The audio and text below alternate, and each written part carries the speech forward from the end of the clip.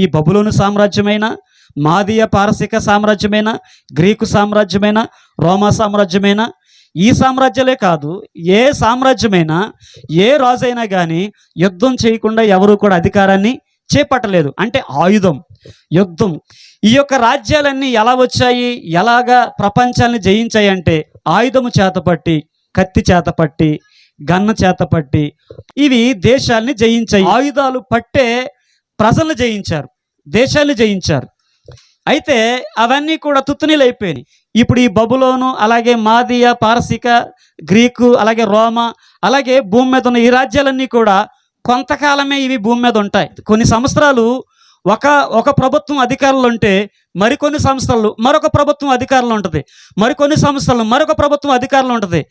ఏ ప్రభుత్వం కూడా శాశ్వత కాలంగా ఏ ప్రభుత్వం కూడా ఉండదు, ఏ రాజ్యం కూడా శాశ్వత కాలం ఉండదు. ఇప్పుడు ఘనంగా ఉన్నటువంటి సామ్రాజ్యం, ఇప్పుడు ఘనంగా ఉన్నటువంటి ప్రభుత్వం మరికొద్ది దినాల్లో అది కుప్పకూలిపోవచ్చు. కాబట్టి ఈ లోకంలో ఏ ప్రభుత్వాలు శాశ్వతం కాదు. ఈ సామ్రాజ్యాలన్నీ కూలిపోయి, కానీ చేతి సహాయం లేకుండా వచ్చినటువంటి ఈ యొక్క రాజ్యం ఏదైతే ఉందో ఆ రాజ్యము శాశ్వతమైన రాజ్యం. దేవునికి స్తోత్రం. శాశ్వతంగా నిలిచి ఉంటుంది. అది యేసుక్రీస్తు ప్రభువారు స్థాపించినటువంటి రాజ్యం. అదే ఈయన ఎలాగ ప్రజలను జయించాడు, ఇది సర్వభూతలమంతా కప్పింది, ప్రపంచమంతా కూడా ఈ యొక్క రాజ్యము విస్తరించింది. అదే ఏంటంటే యేసుక్రీస్తు రాజ్యము, అదే పరలోక రాజ్యం. దేవునికి స్తోత్రం.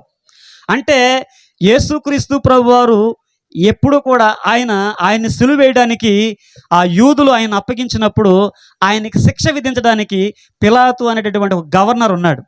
ఈ గవర్నర్ ఉన్నప్పుడు వాళ్ళందరూ కూడా, అక్కడున్న ప్రజలందరూ, యూదులందరూ కూడా ఏమంటున్నారు, ఆయన సిలువ వేయండి, ఆయన్ని సిలువ వేయండి అని అంటే ఈ పిలాతు అంటున్నాడు, ఈయనలో నాకు ఏ నేరము, ఏ దోషము నాకు కనపడలేదు, ఈయన నేను విడుదల చేస్తానని చెప్తే వాళ్ళు అలా కాదు, ఆయన్ని సిలువ వేయాలి, ఆయన సిలువ వేయాలి.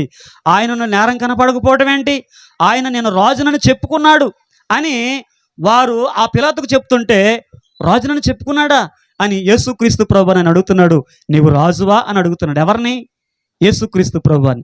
నీవు రాజువా అంటే ఆయన అంటున్నాడు, నీవన్నట్టు నేను రాజునే, కానీ నా రాజ్యము ఈలోక సంబంధమైంది కాదు, నా రాజ్యము పరలోక సంబంధమైంది. ఒకవేళ నా రాజ్యం ఈలోక సంబంధమైతే ఇదిగో నా అనుచరులు, నా శిష్యులు మీతో కత్తిపట్టి పోరాడే వాళ్ళే. యేసుక్రీస్తు ప్రభువు చెప్తున్నారు.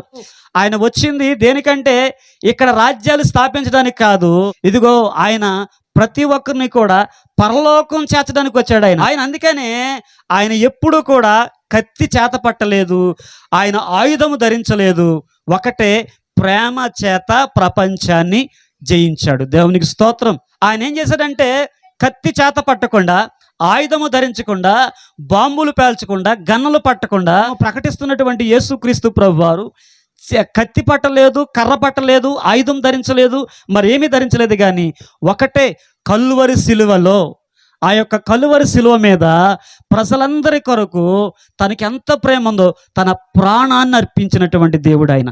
దేవునికి స్తోత్రం. ఆయన అందుకనే ఇప్పటికీ కూడా క్రైస్తవులు ఎవరు కూడా ఆయుధాలు చేత పట్టలేదు. క్రైస్తవులు ఎన్నడూ కూడా మారణాయుధాలు చేత పట్టలేదు. ఎవరి మీద కూడా దొమ్మిగా వెళ్ళలేదు, ఎవరి మీద కూడా కత్తి దాడి చేయలేదు, ఎవరి మీద కూడా ఆయుధాల దాడి చేయలేదు.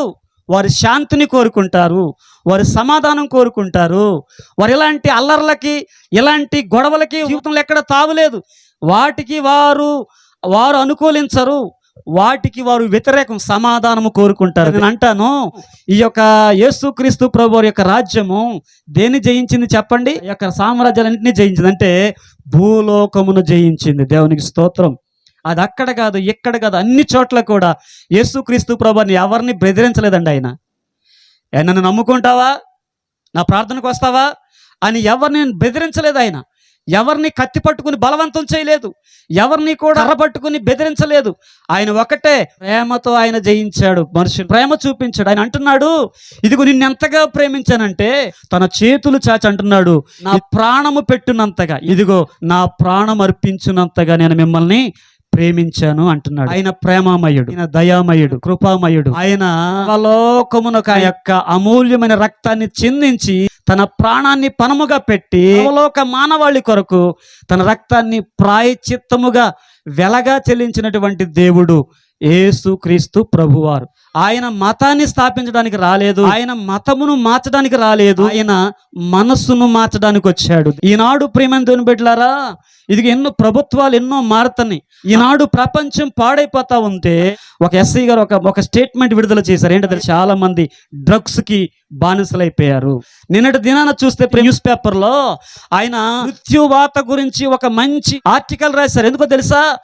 వాళ్ళు వయసు కాకుండానే యవనస్తులు వాళ్ళ అర్ధంతరంగా వారి యొక్క మరణాన్ని వారే తెచ్చుకుంటున్నారు. అంటే వారు మధ్య వయసులోనే యవ్వన ప్రాయంలో ఉండగానే వారు చనిపోతున్నారు. కొందరేమో ఉరి పెట్టుకుని చనిపోతున్నారు, కొంతమంది ఏవేవో కలతలు చెంది వేటిలోనో ఫెయిల్ అయిపోయి వారిని వారే హతమార్చుకుంటున్నారు. మరికొందరు త్రాగుడికి, మత్తు పానీయాలకి, డ్రగ్స్ కి, వాటన్నిటి కూడా బానిసలైపోయి చాలా మంది జీవిస్తున్నారు. ప్రపంచం అయిపోతా ఉంది. మీకు తెలుసు, నేటి కాలంలో దేశం అంతా కూడా పాడైపోతా ఉంది.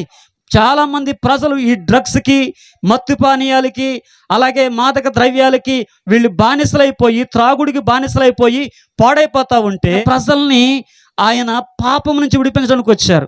అందుకనే యేసుక్రీస్తు ప్రభువారు అంటున్నారు, ఇదిగో మారు మనసు పొందండి. ఆయన మతం మార్చడానికి కాదు, మతం స్థాపించడానికి కాదు, ఆ మనసులను మార్చడానికి ఆయన ఈ భూమి మీదకి వచ్చాడండి. దేవుని బిడ్డలారా, నీ మనసు మార్చడానికి, అంటే పాపము నుండి నీకు విడుదల ఇవ్వడానికి యేసుక్రీస్తు ప్రభువారు వచ్చారు. ఆయనే తన ప్రజలను వారి పాపము నుండి విడిపించును అని దేవుని యొక్క లేఖనం తెలియజేస్తా ఉంది. అందుకని మనస్సు మార్చడానికి వచ్చాడు. ఎందుకో తెలుసా? మనుషులు ఏమైపోతున్నారంటే వివిధ రకాలైన చెడు, పాపము, దుర్నీతి, చెడుతనము, దుర్మార్గత, ఇదంతా కూడా తిరుగుబాటుతనము, ఇవన్నీ కూడా హృదయంలో పెట్టుకుని ప్రజలు పాడైపోతున్నారు. పెద్దవాళ్ళని గౌరవించే ఇంట్లో తల్లిదండ్రులకు లోబడే సంస్కారం ఎప్పుడో తగ్గిపోయింది. మనది ఎప్పుడో తగ్గిపోయింది. ఉన్నా కొద్దిగా రాను దేశం ఏమైపోతుంది చెప్పండి? లోకం ఏమైపోతుంది? చెడిపోతుంది, పాడైపోతుంది. ఆయన ఎందుకు వచ్చాడంటే పాడైపోయిన దాన్ని బాగు చేయడానికి వచ్చాడు. అందుకనే దేవుని యొక్క లేఖనంలో సెలవిస్తా ఉంది, నశించిన దానిని వెదకి రక్షించుటకు ఆయన ఈ లోకంలోనికి వచ్చాడు. ఎవరైతే నశించిపోతున్నారో వారిని వెదకి రక్షించడానికి వచ్చాడు. అంటే చెడిపోయిన మనసులను, పాడైపోయిన మనసులను, అలాంటి మనసులను ఆయన బాగు చేయడానికి వచ్చాడు. ఇప్పుడు ఏదైనా పాడైపోయింది బాగు చేయాలంటే మనుషులు చేయగలుగుతారు, కానీ పాడైపోయిన మనసులను ఎవరు బాగు చేస్తారు చెప్పండి? ఎవరు బాగు చేస్తారండి? పాడైపోయిన వ్యక్తిని ఎవరు బాగు చేస్తారు? ఆ దేవుడే బాగు చేస్తాడు. పాడైపోయిన వ్యక్తిని, పాడైపోయిన మనసులను దేవుడే బాగు చేస్తాడు. అందుకనే ఆ దేవుడు ఈ భూమి మీదకి ఎందుకు వచ్చాడంటే నశించిన దానిని, పాడైపోయిన దాన్ని బాగు చేయడానికి వచ్చాడు. యేసుక్రీస్తు ప్రభువారు మనుషులను బాగు చేయడానికి వచ్చాడు. అయితే దేవుని యొక్క లేఖనం ఏం తెలియజేస్తుంది? కాబట్టి మీరు మారు మనసు పొందండి. ఇదిగో రెండో పేతురు రాసిన పత్రిక 3వ అధ్యాయము 9వ వచనం నుండి మనం చూస్తే ఆయన అంటున్నాడు, మీరు మారు మనసు పొందండి, లేకపోతే ఏమవుతుందంటే పైనటువంటి ఆకాశము అది మిక్కుటమైన వేండ్రముతో అది లయమైపోబోతా ఉంది. అలాగే ఈ చంద్రుడు కాంతిహీనమైపోతాడు, ఈ యొక్క నక్షత్రాలన్నీ కూడా రాలిపోబోతున్నాయి, ఆకాశం ఇది చాపవలె అగితపు చుట్టవలె చుట్టబడుతుంది, ఈ యొక్క భూమి మికుటమైన వేండ్రముతో ఇది లయమైపోబోతుంది. మీరు మారు మనసు పొందండి, ఆకాశము గతించిన గాని నా మాటలు గతించవు అని ప్రభు చెప్తున్నాడు. బట్టి మీకు తెలియజేసే మాట ఏంటంటే, ఇదిగో మారు మనసు పొందండి. దేవుని రాజ్యము, పరలోక రాజ్యము అతి సమీపంగా ఉంది, అతి దగ్గరగా ఉంది. ఎవరైతే రక్షణ పొందుకుంటారో వారు నిత్య రాజ్యానికి వారసులు అవుతారు, ఆ పరలోక రాజ్యానికి వారసులు అవుతారు. మీరందరూ కూడా చెడు నుంచి, పాపము నుండి విడుదల పొంది రక్షణలోనికి మీరు రావాలని ఈ యొక్క మాటలు తెలియజేస్తున్నాను.